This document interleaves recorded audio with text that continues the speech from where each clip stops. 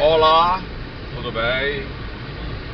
Hoje é terça-feira, Natalzão, 25 de dezembro de 2012.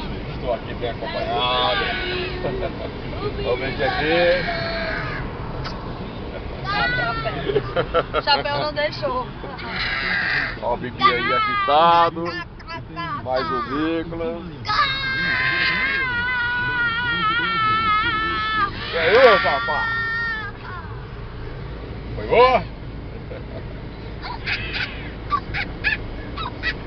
Terça-feira, 25 de dezembro de 2012. Natal maravilhoso. Estamos indo rumo ao Passarda Hotel em Crato, Ceará, Brasil. Conta aí a história.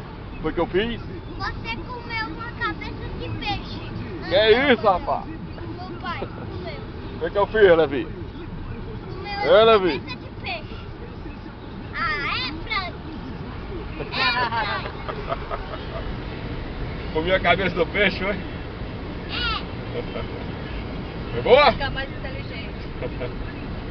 Ficar mais inteligente. E papai disse Muito que bem. ele é inteligente, mãe. Ela quer ver. Não é. Vamos lá. Tchau! Feliz Natal e feliz 2013!